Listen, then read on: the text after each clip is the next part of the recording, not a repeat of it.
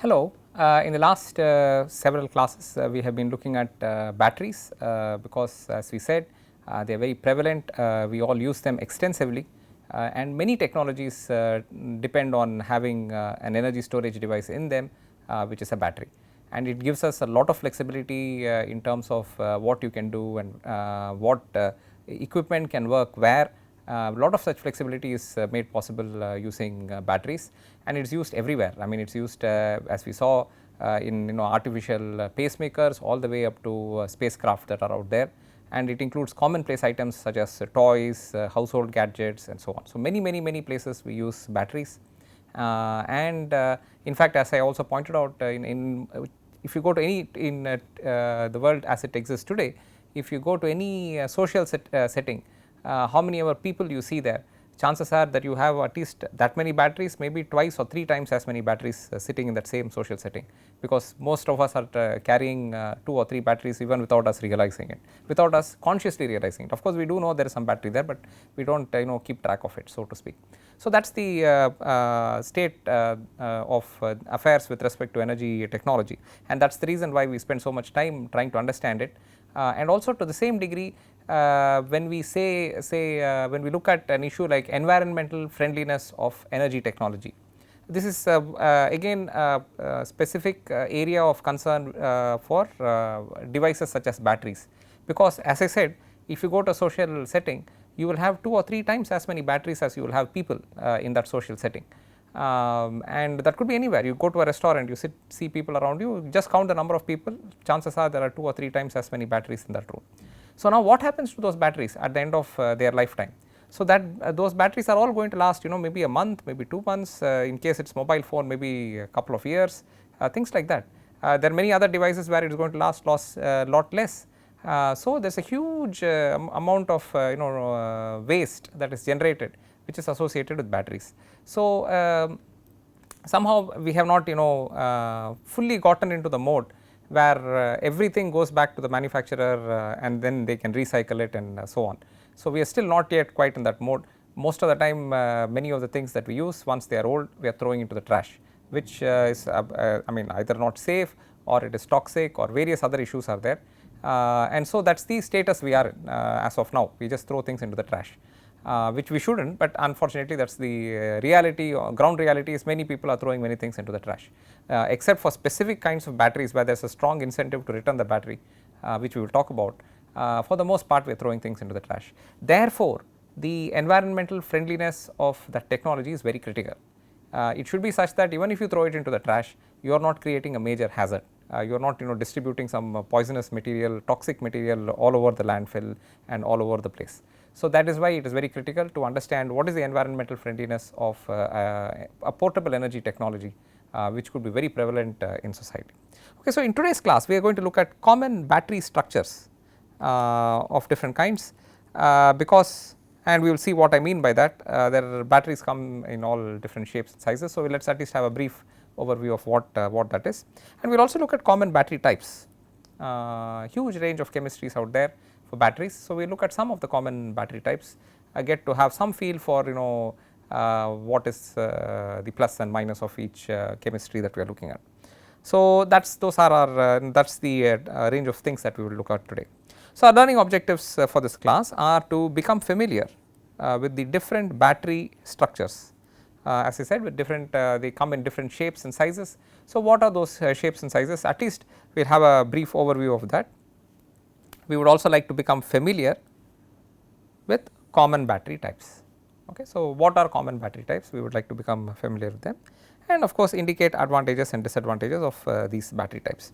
So, now I will also point out that for both point number 1 and point number 2, which is the different battery structures and common battery types, I mean there is quite a variety. That is, battery structures maybe it is a little bit limited, but you still have a range of different possible physical implementations of a battery, and there is really no end to it. You can think of some new implementations also with it. So, we will see what is essentially required, and then on that basis we can build anything that we desire.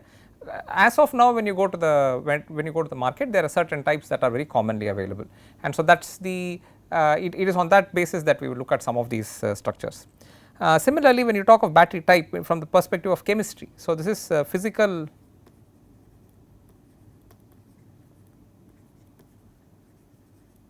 shape of the battery is what I am referring to as the battery structure, and when I say battery type, I am referring to battery chemistry.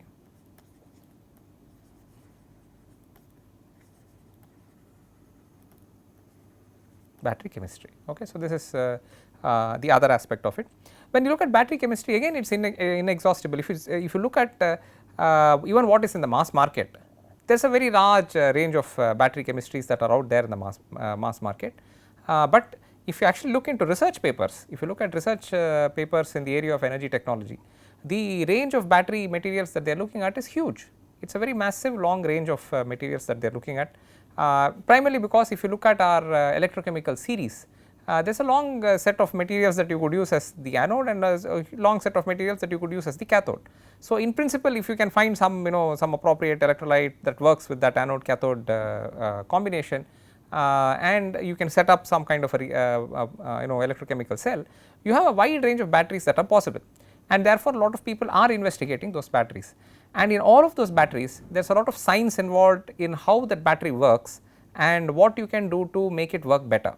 And for each specific battery combination that you pick, one or more specific issues may be more prevalent or more important for that particular combination of anode and cathode. And therefore, the kind of things that you would do to improve one battery may be somewhat different from the kinds of things that you might do to improve another battery.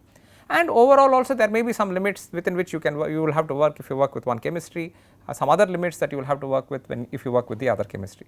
So, given this range of possibilities, a lot of people are working with very wide range of batteries.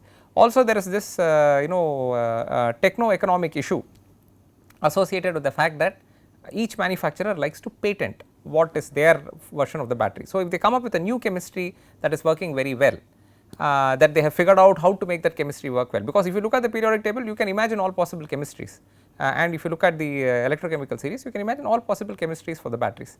So, each manufacturer is working hard furiously to try and figure out what is that particular chemistry that works well and how you can make it work better. That is the second part, because just picking a chemistry you can pick from the electrochemical series, but how to make it work well is a lot of fundamental research that you will have to do. So, for example, you might have to look at what should be the particle size of the material that you are using in the anode. So, you may use a paste of some form which has particles of the chemical that you want. What should be the correct size of it? Is there some size that is too large, is there some size that is too small, things like that. What is the kind of separator you should use for the electrolyte? We will look at that in just a moment, what is the separator, and then also what is the cathode material, lot of other aspects associated with this. So, the battery chemistry is actually a fairly involved process there, and so there is a wide range. If you look at literature papers, a very large range of combinations that people are investigating. So, what we will look at are in fact only some of the common battery types. We are obviously not going to look at the whole range, there is a huge range there, just to give you a flavor of what is there and what and these are types that you are sort of maybe aware of from common usage. And of course, in that process we will briefly at least look at some advantages and some disadvantages of these battery types. So, those are our three learning objectives: battery structures, battery types, and some advantages, disadvantages. Okay, so if you go to the store to buy a battery, or you go online to buy a battery, you find actually a wide range of shapes in which batteries are available. So, some of the shapes are listed here. We have here something called the cylindrical cell, we have something else called the button cell, a prismatic cell, and a pouch cell. These are 4 different versions that you can you may encounter if you just decide to explore the arena of batteries and look at what you would like to buy. Of this, the cylindrical cell is very common and is perhaps the more older style version of the battery. We will see a little bit more about it, but it is perhaps the older style of the battery. In all the years, let us say 60s, 70s, 80s, 90s and all, if you went to the shop and bought a battery, chances are you bought a cylindrical cell. That is the one that was the most commonly available. Then once they started making miniature devices, and maybe the most common miniature device that many of us got used to early on was the wristwatch. Okay, so the electronic version of the wristwatch. Once they moved from the mechanical version of the wristwatch to the electronic version of the wristwatch, they needed tiny batteries to sit inside that. So, those tiny batteries were typically of this kind, the button cell. So, today they get used for a wide range of things. The button cell gets used for many places where you need a tiny battery. So, for example, many times the weighing scale that you buy uses something like this, bathroom weighing scale or whatever, your household weighing scale that you buy will use a button cell. Many other small devices, small lamps that you get which are LED based lamps, small lamps that you can use for decorative purposes, all have this button cell.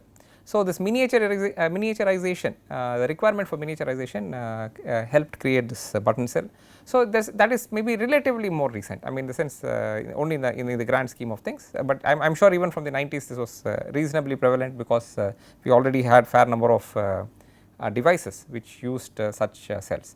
Naturally, as you can imagine, if you are going to make it small, I told you that battery is an energy storage device.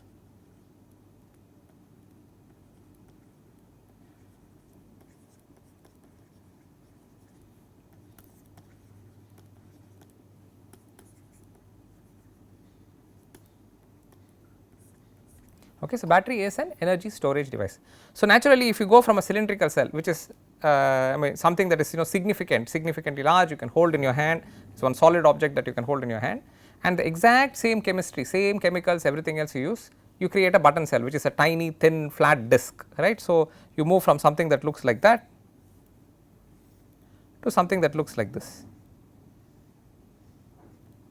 So, a disc. So, a cylinder becomes a disc. Naturally, everything else being the same, this has more chemicals, holds more chemicals, same chemicals, whatever is the same chemicals, let us assume that it is the same chemistry relative to this. That is reactants, let me say, reactants being the chemicals, these are the same. Okay. So, so this holds the cylindrical cell holds much more reactants than the button cell. So, therefore, you can expect that the button cell will not last long. I mean if the cylindrical cell is able to last say 10 hours in some particular operating condition, the button cell may just last 15 minutes under the same operating conditions. Okay. So, but the point being, so that is why you have to keep in mind that when you miniaturize the device, you should also focus on miniaturizing the or drastically reducing the power consumption. If the power consumption is high, but your device is small, then you are really stuck in a bad situation, because you have to really find a battery that is small, but can still give you considerable amount of power for a considerable amount of time. Okay. So, that is something that you have to be careful about.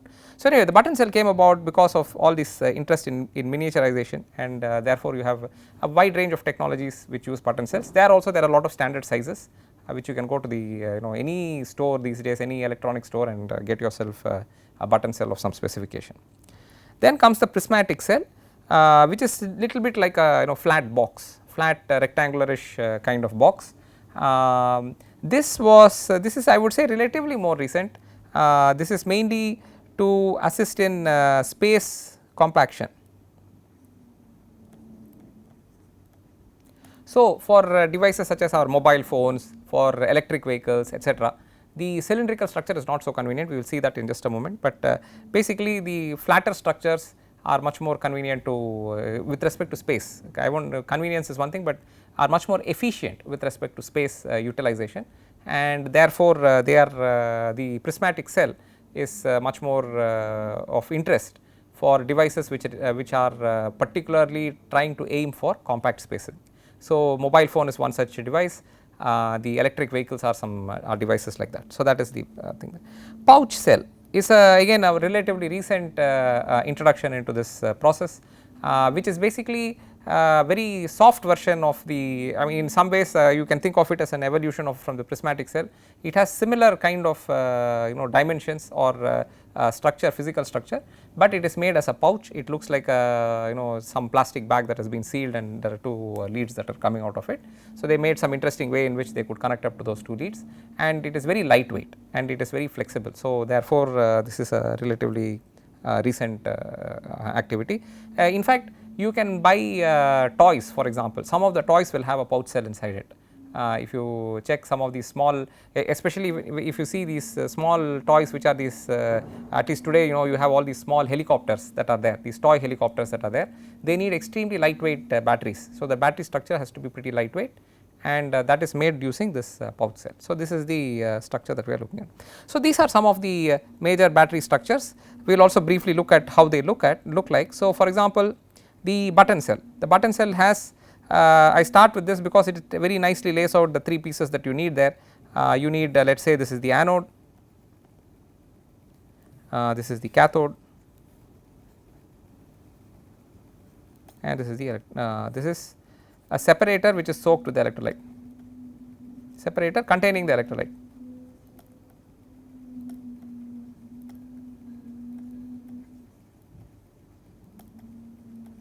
So, it is a separator containing the electrolyte, and with that you can actually usually if it is a liquid electrolyte, this is how you would hold it, but you can also have some kind of a polymer which is the electrolyte. So, now in a button cell what additionally you need is you have to see, you have these chemicals, you have to seal them in some way, it has to be sealed in such a way that nothing leaks out. So, usually you will have a cap that comes on top, which, and in fact this electrolyte will also be made like this, so that it does not allow the electrodes to short circuit, and then you will have some structure that looks like this.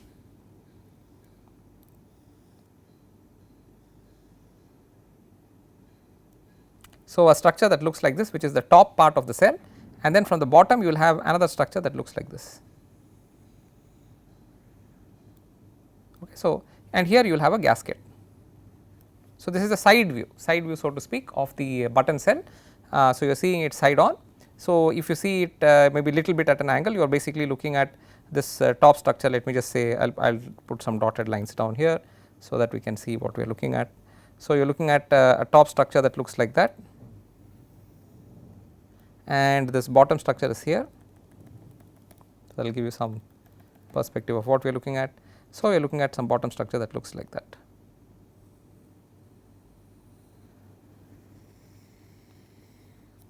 And then here is where you have the sealing, you have that seal that goes around, which will not be visible, you just see there will be one small ledge there, and inside that ledge is where the gasket is sitting, and that is how you will get your button cell. So, the button cell kind of looks like that, but basically it has an anode and a cathode and an electrolyte. So, this is the basic simple structure, and in all these battery structures, the from a construction perspective, what we are focusing on is to make sure that the anode and cathode do not short circuit. So, that is why this the electrolyte should always extend out, it should extend out a little bit more than the anode and cathode, so that you do not have a situation that where just because of manufacturing process or whatever it is, that you develop a short circuit between the anode and cathode. So, this is the basic idea, and it seals well, that way once it is sealed and once you have this gasket around, you do not have any liquid leaking out or anything else leaking in, etc. So, this is the general structure. Okay. So, from here of course like I said, this is I mean this was done mainly to make it compact, so that you can you can put it in devices that require very that have very little space in them, but also need only little bit of power. The most common version is the cylindrical cell. So, I have just drawn a cross section of it. So, in principle you will have a central part that looks like that, and then you will have a shell which is all around, which goes around,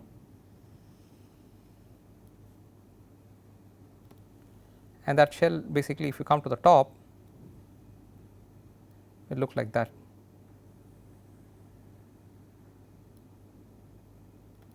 Okay, so inside it all these things are winding up, I mean so from outside this is what you see, I am showing you like a cross section of it as though you have sectioned it vertically down, and then you would see something like this. So, here you can actually see you have a separator, I will just call this the anode, this grey area is the anode, this is separator, and this is the cathode. So, you have anode, cathode, separator kind of thing which is rolled. So, you have separator, anode, cathode, separator, I am sorry, separator, anode, separator, cathode, separator. So, this whole thing is wound up, and then you get something like this.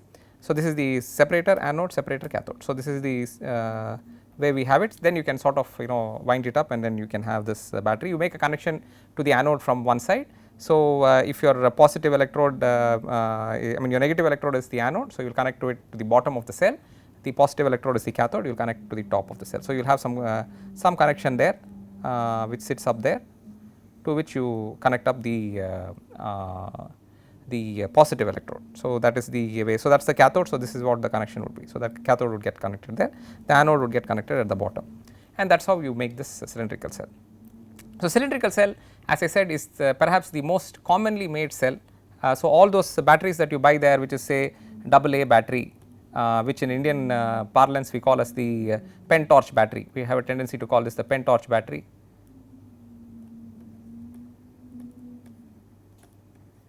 Pen torch battery, because that was one common place where we tended to use this. We also have the AAA battery, then you have the C cell, D cell, all of these have this basic construction of a cylindrical type.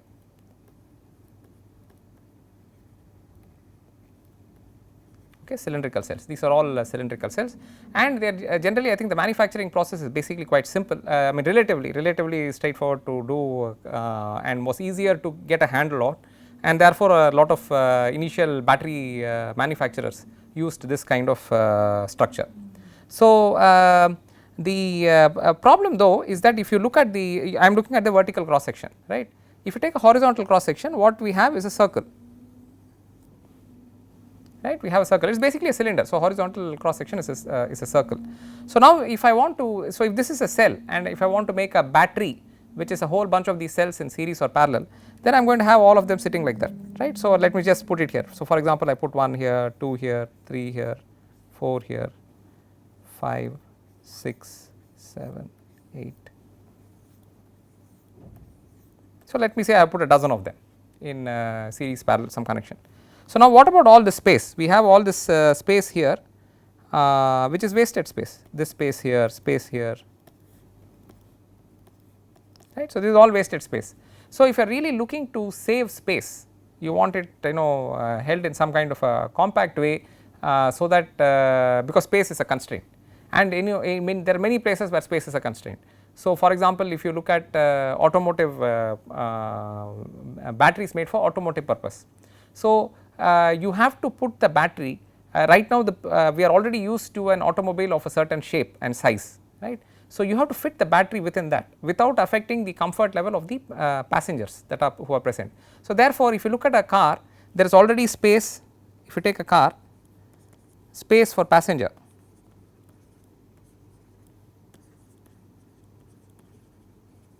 and let us say their baggage. So, this space is already defined. So, any car you go get find whatever is the current popular car that is out there, if you take it, you will have some specification saying this much space is available for the passengers, this much space is available for luggage. This is already baggage or luggage, this much space is given. They will open the trunk and show you the space, and they will show you how much space, how spacious the seats are, how much leg room you have, all this stuff they will tell you. So, now but the external size of the car is fixed. So, if you want to make the same car both as a petrol version as well as a battery version, electric version, the batteries have to use only what remaining space is there. So, whatever space was used by engines plus petrol tank, okay. So, whatever space was there which was being used by the engine and petrol tank, that is the space that is now available for you to put whatever you want to put in terms of a electric infrastructure. Now, in space of engine you are anyway going to have some motor, some electric motor is going to appear there, right. So, it may be slightly smaller than the engine, may be the same size, etc. So, but you cannot really depend on a lot of space being available there in the engine area. So, really whatever was there in terms of petrol tank, that is the kind of space that is available for you for the battery pack. But people do a lot of different things. So, when you make an electric vehicle, you do not have to start from a petrol vehicle and then necessarily refit the petrol vehicle as a battery vehicle. But many times at least the general overall structure is taken from the regular vehicle that is out there, but significant modification is made. So, they do not simply use the petrol tank as the battery pack, they sometimes lay the batteries below the seats. So, a lot of different things they do, because they would also look at the safety of the battery in the event of a crash, in the event of an accident. Will the battery get punctured, will the battery get hit by the other vehicle, what will happen to the battery. So, these are kinds of things that you have to be careful about, and therefore, you may actually position it differently, but my point being there is some specific set of volume constraints within which you have to fit your battery. So, then it does not help if you have batteries which are upfront wasting the space. Right at the beginning you know that there is so much space that is going to be wasted. Okay. So, therefore, this kind of a cylindrical structure, even though it is quite popular, even though it is quite prevalent and easy to get, it is not the structure that is of choice when you want to do space saving batteries with respect to automotive applications or with respect to toys, etc. Incidentally, I spoke about the safety of the battery in an automotive sense. That is also something that you have to keep in mind, because often in fact if a vehicle gets hit and let us say petrol leaks, it can leak away from the vehicle, but here the battery is sitting inside the vehicle. So, you are sort of keeping all the energy right there. So, a leaky petrol tank may eventually lose a lot of fuel and fuel may be lost, and it is dangerous. It is not that it is not dangerous, it is definitely it is dangerous, but here you have all of the danger sitting right there. You do not have a leaky battery, so to speak. In this case the whole battery is sitting there in the event of a of course you may have a partly discharged battery. So, in that sense you have a slightly less amount of battery, but you do not lose any part of the battery, it is sitting right there in the vehicle, right. So, anyway, so this that is something you have to keep in mind. So, therefore, a cylindrical structure is not convenient, it helps much better to have a flatter structure, and that is what this prismatic cell is. Okay. So, in concept it is I mean again you have the same thing, you have anode, separator, cathode and separator, and this you can actually set up in a slightly different way, and then you get yourself this cylindrical cell. So, if you peel out the cell, then these are the various layers that you will see, and with that you make this cell. So, as I said, this is very good for automotive applications.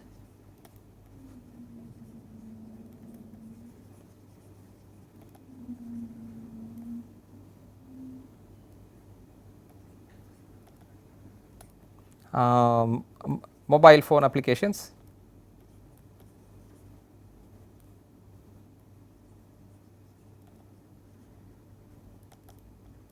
laptops and toys. These are common places where you will find this. So, this kind of battery, and these days even toys, it is in fact a lot of people now have fairly elaborate hobby centers and hobby clubs in their universities, where people are making specific devices for specific applications. So, at that point you can actually select what kind of a battery you want, what configuration you want, and what structure it should have, what capacity it should have, what power it should have, all those things you can decide, and therefore, this kind of information is very useful to you. Okay. So, this is the prismatic cell. Now, this usually has a hard case and therefore, can have some additional weight because of the casing, and then it is in this context that people also came up with something called the pouch cell, where they figured some interesting ways in which they could make contact to the chemicals inside without having to do the large scale hard case structure which would take up more weight. The only issue with this is often the pouch, because it is very soft, can swell. So, it can change dimension. So, that is so you have to keep that in mind when you put it for an application. So, if you have an application where the overall shape of the object cannot change much and there is not much space for something to expand, then this can be a bit difficult to put into that situation, because this may expand based on these circumstances. With considerable use it may swell up, so you have to be a little careful with it, but this is the pouch cell. So, when we look at batteries, we have to look at the the structure that we just spoke about. We have to look at things like energy density,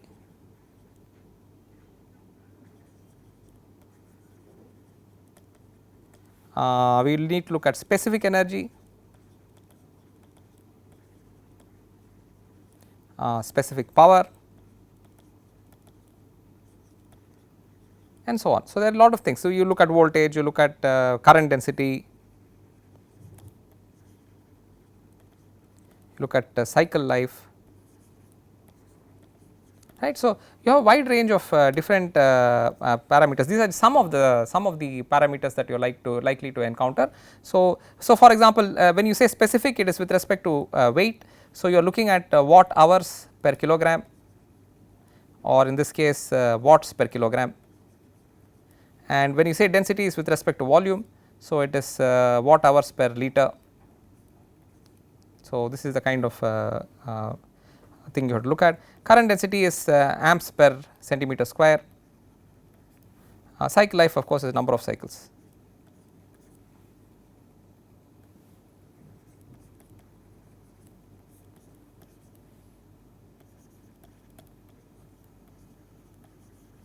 Okay.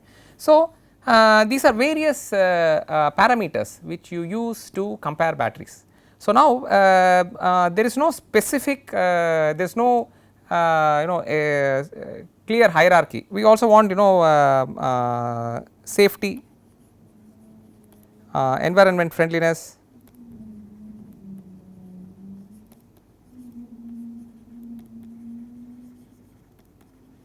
so these are all factors, right.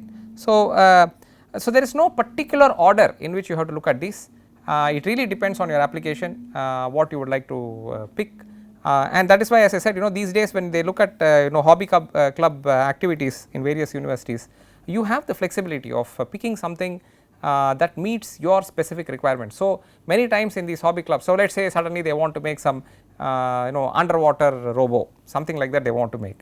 So, now it has to be, you have to keep in mind it is underwater, so it may get wet. So, you have to pick a battery that is sealed very well, that can operate under underwater conditions, you should not corrode underwater. Then you have to also look at how long you want the battery to run. Supposing this vehicle is supposed to run for 1 hour and come back on its own, then clearly 2 hours of 1 hour up and 1 hour back, 2 hour duration it has to run. So, whatever power it draws, the battery pack that you put should provide at least twice enough power so that it will last at least 2 hours of application, maybe more. So, some factor of safety 2.5 hours or something, by which time it will come back to you. So, a lot of things are there. So, you should actually do a careful analysis of whatever project you are doing to figure out what is the parameters that are important to you from the battery perspective, and then find out if there is a supplier who can supply you a battery with those specifications. These days those things are available. You can get batteries with particular values of all these parameters or some of these parameters. Maybe the rest of them will get accordingly accommodated based on what you are picking, but that is how you will get it, and then you can get it for your project. So, that is something that you should keep in mind.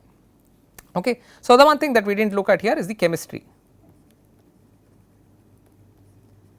and that is effectively actually affects all of these, or is affected by all of these, and or actually affects all of these, and also has a very strong implication with respect to environmental friendliness.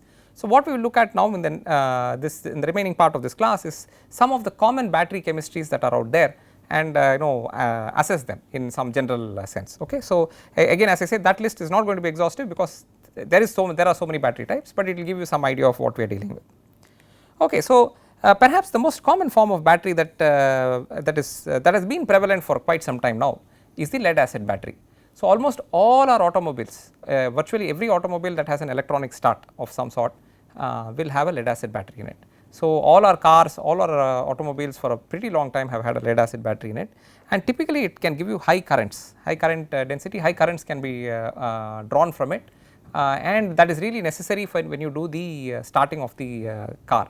So, it is able to give, it can give you 100 amps, significant amount of current can come out of it, which is a lot of current, and it can help you start the car.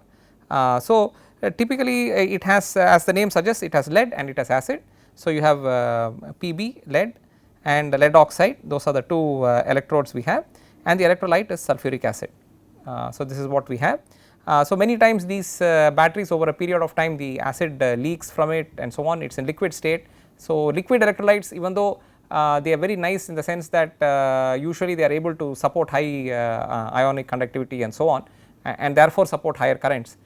The messy part with liquid electrolytes is they tend to evaporate, they tend to leak from the cell, etc., and if you have acid leaking from the cell, that is really bad. You are really spoiling the environment wherever you are dealing with these batteries. Any recycling, whatever you do, any place where you have all these batteries collected in large numbers, you have a large amount of acid sitting around, which is never a pleasant thing to have. So, in any case, when it is in operation, you have this lead which is in solid state, which reacts with sulfuric acid, forms lead sulphate, 2 protons and 2 electrons.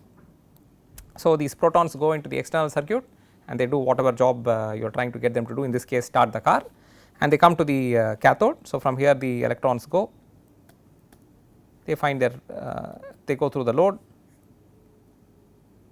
and they arrive at the cathode, right. And there at the cathode the lead oxide reacts again with sulfuric acid, and the 2 protons that came through the external circuit and the 2 electrons that the 2 protons that came through the electrolyte, and it is sulfuric acid. So, you have protonic conductivity there, and the 2 electrons that came through the external circuit to form lead sulphate and water. So, the interesting thing here is that in the anode you start with lead and cathode you start with lead oxide. For both anode and cathode, as you discharge the battery, so you start with a charged battery and you start discharging the battery, both anode and cathode get converted to lead sulphate, and both of them are consuming the electrolyte, both are using sulfuric acid, both are using sulfuric acid. I mean, anode uses sulfuric acid, cathode uses sulfuric acid. So, when you take a recharged battery or a fully charged battery, you will have lead and lead oxide and sulfuric acid, this is what you will have. When you have a discharged battery, both the anode as well as cathode will be lead sulphate, and the electrolyte will be mostly depleted from sulfuric acid. Okay, so, all the sulfuric acid there would have been consumed, more or less you will have very dilute sulfuric acid and a lot of water. So, this is what will happen, you will mostly have dilute sulfuric acid and water in the discharge state.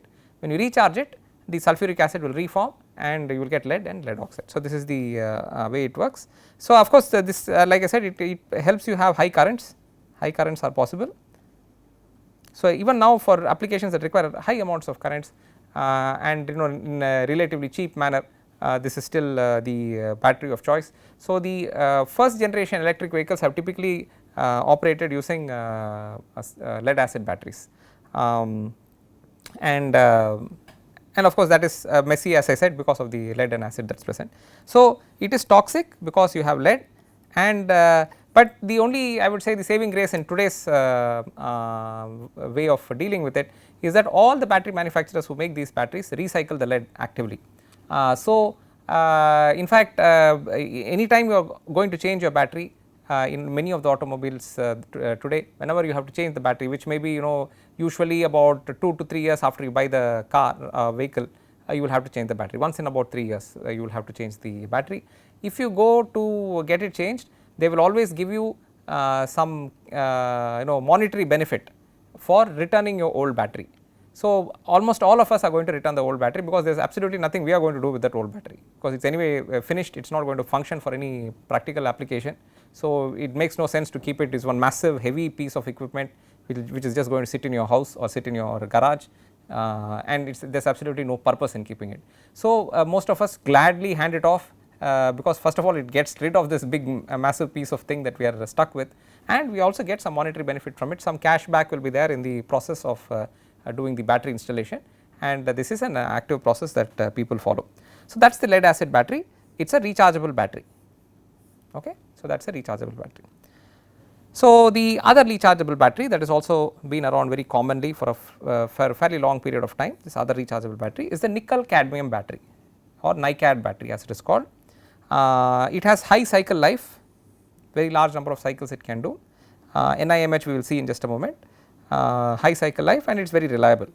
So, a lot of initial usage of rechargeable batteries for smaller applications, handheld application, handheld devices, small toys, etc., have all typically used nickel cadmium batteries. It has some lower capacity than nickel metal, this NIMH is nickel metal hydride, we will see that in a bit, and it is toxic because cadmium is toxic. Cadmium is toxic, so it is toxic. So, if it is disposed by throwing into the trash, that is bad, because cadmium, you are just distributing a toxic material into the ecosystem. It has an interesting thing called the memory effect. What it is that if you buy a battery of some capacity and let us say you discharge it only half the way and then you recharge it, and let us say you keep doing this a few times, because let us say your typical usage is morning to evening, every evening you put it in the charger, and let us say in your normal usage you are using only 50 to 60% of that battery capacity, and evening you want to recharge it, as soon as you come home you put it on the charger. If that is your habit, then what happens is after several such cycles the battery actually remembers only the 60% of its capacity, it does not remember that it has another 40% available in it. this actually, so this is called a memory effect because it seems like the battery has forgotten that it has extra capacity. In reality what is happening is that the structure inside the battery, the particle sizes and structure inside the battery is changing in such a way that it becomes easier to recharge only that portion of the battery that got used. You can still recharge the rest of it, but you will have to force it in some way, it does not happen easily. It becomes easier and easier to recharge only that part of the battery that has been used repeatedly, and therefore it sort of since it is finding it difficult to recharge the rest of it, it gives you a false signal that it is fully charged.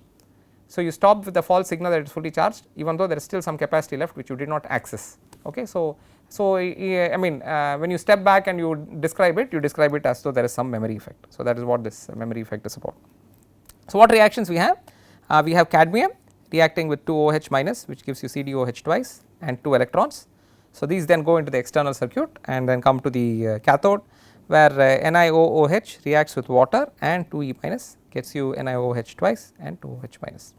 So, these are the two reactions, anode and cathode, and you can of course reverse these.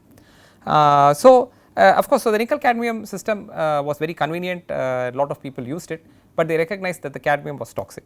So, they tried to think of some other chemistry which would at least keep some of these benefits and then lose the toxicity. So, they came up with this NiMH, which is what we have here, nickel metal hydride.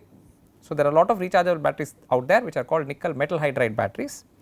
This is non-toxic, it can replace alkaline as well as nickel cadmium batteries. This does not have the memory effect, it just so happens that the chemistry of the battery and the way the materials work are such that this effect is not visible. It has high capacity and high energy density and its energy density approaches that of lithium ion. So, energy density would be watt hour plus per liter. So, that energy density is approaching that of lithium ion. Can self discharge, meaning it will slowly discharge if you do not use it. Basic point is instead of cadmium you have this metal hydride. This metal is itself typically an intermetallic kind of a material, it has more than one metal there, and then this metal alloy is basically reacts with OH minus, gets you this M and H2O plus E minus, which this E minus goes to your external circuit. NiOOH plus H2O plus E minus reacts with NiOH twice and OH minus and creates you OH minus. So, this cathode reaction if you see looks essentially the same as what you had here, right. What you have here and what you have here are the same except that this has been balanced for 2 electrons and this has been balanced for 1 electron, keeping in mind that the anode is generating 1 electron here, anode is generating 2 electrons here. That is really the only difference and otherwise the cathode reaction is the same.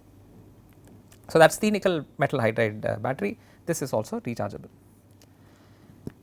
And of course, there is a lithium ion battery which is the perhaps the most popular battery at this point in time in common literature and also in fact even in scientific circles people work very heavily on lithium ion batteries. It is even lighter than the nickel metal hydride battery because lithium is the lightest metal that you can find, therefore much better energy density. It is rechargeable, it is the ion part that makes it rechargeable and it can also discharge over a period of time. It basically uses lithium in carbon as the anode and so when it discharges that lithium leaves that anode and releases the electron which goes into the external circuit and then the lithium ion which comes through the electrolyte and the electrons which come through the external circuit react with cobalt oxide. And cobalt oxide is just an example, there are various different materials that they use for the cathode.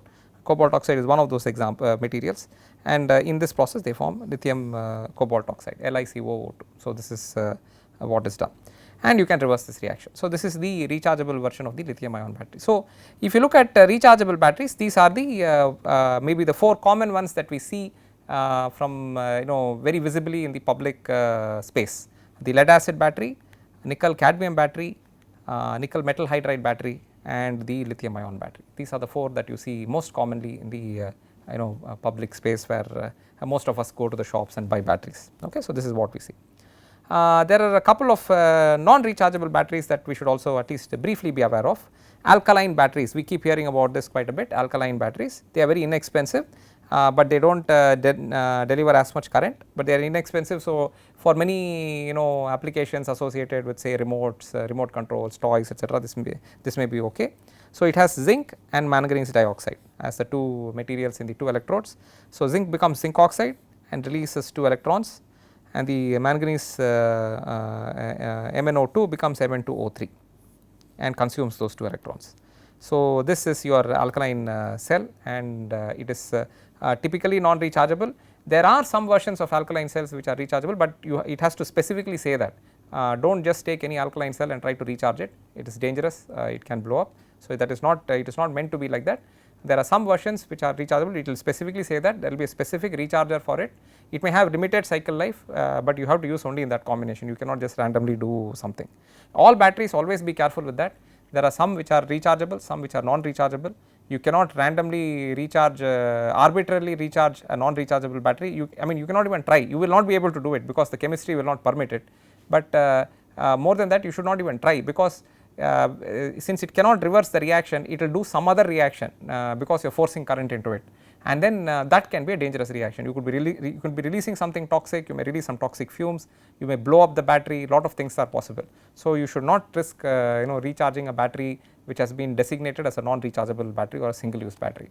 Even rechargers, you should use the correct recharger device in which you plug in that battery. You should not just take some battery and plug it into some other recharger, because they have specific voltages that they operate at and specific ways in which they push the current into the battery, and there are specific cutoff voltage at which they will stop charging the battery. So, if you randomly put some battery into some recharger, it is running at some setting that the battery is not designed for. So, it will overcharge the battery, and at the overcharge point it may explode. So, that is a dangerous thing to do. So, you should always be careful about those things. So, anyway, alkaline is a non rechargeable battery, and the carbon zinc battery, this has also been a very common battery, extremely inexpensive, but very low energy density and not very useful in that sense. So, only for limited applications associated with say remote control or something like that you can use it. It also has zinc and manganese dioxide, and creates Mn2O3 and so on. Basically, there is the carbon comes actually as the sort of the current collector, you can say, which connects to the MnO2, and that is how the name carbon comes into this name, and it is a non rechargeable battery. Okay. So, these are the common battery types that are there, rechargeable as well as non rechargeable. So, in terms of overall conclusions for what we have discussed here, there are a wide range of battery types which we saw at least a few rechargeable ones, a few non rechargeable ones, and these batteries differ from each other in terms of capacity, environmental friendliness, current densities that they support, cycle life, energy density, specific power, specific energy, wide range of parameters in which they differ. And that is why, as I said, if you are creating a new project, if you of course you buy a device, they will already specify what battery has to be used there, or they may even provide you with that battery. But if you are making a specific project, then you make a battery to your specification, and you can get it made to your specification and use it. So, for example, in fact, if you go back here to those structures that we were looking at, this prismatic cell, this is the same kind of cell that you see essentially in your mobile phones and so on, and you can clearly see that they have been made specifically for that phone. So, if you take a bunch of different phones and you open them and look at the batteries, they are all of different sizes. You do not see a standard AA size or a AAA size, you do not see any standard, everything is same manufacturer. You pick any one common manufacturer for a mobile phone, where they have given you the option of removing the battery. Sometimes it will say battery cannot be removed, then you will not even be able to see the battery, it will be sealed. But many of them will allow you to remove the battery and clean it up, or whatever remove it will be set such that the let us say the SIM card is below the battery, some such thing will be there. If you take those batteries out, they are all of different sizes. So, you cannot even just go to the shop and buy a replacement just like that. You have to go to that manufacturer's showroom, give them that number of that battery, and they have to get you a specific replacement for that battery, only then that will work, right. So, that is the status it is in, and therefore, so that is another parameter in which in terms of the structure that the battery differs, and therefore, you need to do fairly careful analysis to match a battery with a specific end use, because the specific end use, and the more critical the end use is, much more analysis has to be done. You have to do simulation of this device with respect to this battery to figure out that the battery can serve that end use over a period of time. So, right. So, for example, like I said, even if you looked at space application, so let us say you have solar panels and battery, you have to do a careful calculation saying, you know, this let us say telescope, Hubble Space Telescope or whatever, as which we used as an example, let us say it uses some amount of power, and we also know that when it goes into orbit, it will go into Earth's shadow for several minutes. So, several minutes or whatever, say 90 minutes or whatever, some number of minutes it goes into Earth's shadow. So, now the battery should have enough energy stored in it that it can power that Hubble Space Telescope for 90 minutes. And have some spare, because you do never know, one battery might, you know, have some problem, etc., and then you may not get it to completely power the space telescope. So, you need to keep that all those things in mind, and those are critical applications, because those telescopes require specific components to be held at specific temperatures. There are a lot of delicate aspects associated with the telescope. It is not just a piece of glass that is pointed somewhere. There is a lot of delicate aspects associated with the telescope, lot of electronics in this telescope. So, there is extensive amount of control that is involved in the telescope, and fine detail that is involved in the telescope. So, you cannot just like that shut down the telescope. That is the point you have to remember. See, unlike a toy in your house, or your the light that is lighting up your house, or the fan that is running in your house, which you just go and flip a switch and you switch it off, right. So, in this telescope also you can do that, you can hit a switch and you can essentially switch off the telescope, but you will do a lot of damage. Many of those things are not supposed to be just like that switched off, they are supposed to be gradually switched off or gradually switched on. So, there is some sequence which it has to undergo to switch on, a sequence it has to undergo to switch off. Many of these sophisticated equipment are like that, only then they operate properly, and they have to maintain specific temperatures at specific locations, because they are looking at that level of detail to get that image to be right. And if something is not right, you will get some some distortion in the image. So, there is a lot of care that has to be taken. So, you have to be very careful. So, in those conditions you have to really do a fairly close simulation even with your battery and at end use, and create a range of possibilities with respect to your end use, and see if your battery pack matches that end use and delivers the power that you want throughout that simulation, and you should have some energy to spare. Only then you can actually match it. The more critical the application, more careful this analysis has to be. Okay, so that is our overview for the batteries, for the various battery types and structures, and this sort of addresses what you would commonly see, and is a very important aspect of the energy storage arena, and plays a very important role with respect to non-conventional energy sources, because many of them use these kinds of devices to extend their range to deal with variations in natural resources and so on. Okay, so thank you.